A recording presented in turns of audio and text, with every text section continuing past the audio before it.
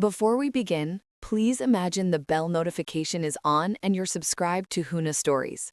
I was standing in my kitchen, phone buzzing on the counter, when I realized silence can be louder than shouting. The text was short, casual, cruel in its efficiency.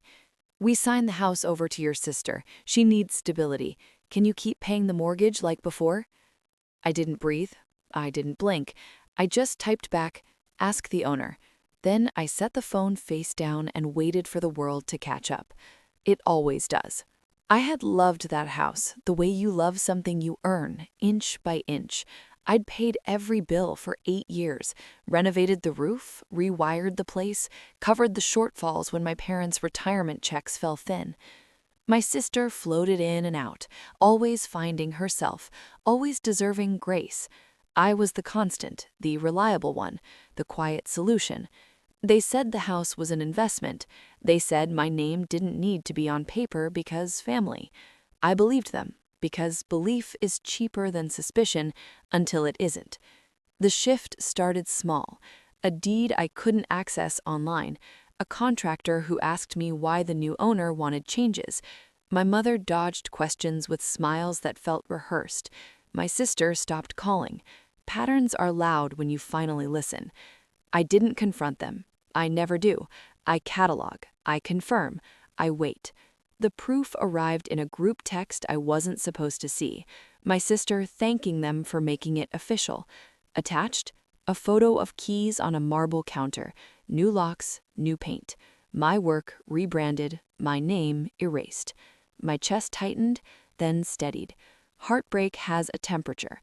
Mine cooled fast. I stopped paying that day. No announcement, no drama. I rerouted the money to an escrow account and called a real estate attorney, quietly, efficiently. I pulled bank records, invoices, permits, every receipt tied to that address. 8 years of payments, capital improvements, a paper trail so clean it felt surgical. I learned the deed had been transferred without notifying the mortgage holder. I learned my parents had signed a warranty deed they didn't fully own. I learned the loan was still in my name because the bank had approved me, not sentiment. Planning felt like oxygen. Step 1, notify the bank, not with anger, with documentation. Step 2, file a notice of equitable interest based on contribution and fraud. Step 3, let the clock tick. 2 days later, the lawyer called. His voice cracked around the edges like a man reading the wrong script. "We need to discuss a misunderstanding." I let him talk. Silence makes people confess.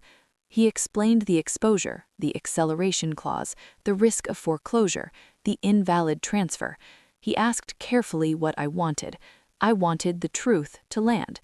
We met in a glass office that smelled like money and fear. My parents sat stiff. My sister avoided my eyes. I laid out the file. Receipts fanned like evidence cards in a crime show. Dates, amounts, my name again and again. "I paid," I said calm. "You signed illegally." My mother reached for my hand. I didn't let her. My father stared at the table like it had betrayed him too. My sister finally looked up, confidence still clinging to her mouth. "You'd really do this to family?" I smiled. Not wide, just enough. "You already did it to me." The lawyer cleared his throat. Options were presented. None of them favored the story they'd told themselves. The house could be retitled properly with my ownership recognized, or the loan could be called, or I could pursue recovery for unjust enrichment. Quiet options, loud consequences. That's when my sister spoke, sharp and desperate. "You took my place." I met her eyes. "No, I took mine back." They signed. Of course they did. Fear is persuasive. The house went into a trust with my name as managing trustee. The mortgage resumed, on my terms. Rent was set, market rate, late fees enforced, boundaries finally in ink. Weeks later, I walked through the house alone.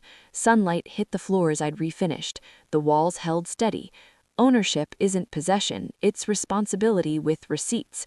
I didn't feel triumphant, I felt aligned. I didn't block their numbers, I just stopped answering. The lawyer stopped calling. The panic evaporated into compliance. People think revenge is loud. It isn't. It's quiet math. It's patience sharpened into resolve. It's knowing when to speak and when to let the paperwork do it for you. I stood in the doorway, keys cool in my palm, and understood something clean and final. Betrayal doesn't break you, it reveals where you were already standing. I locked the door behind me, and for the first time, the silence sounded like peace.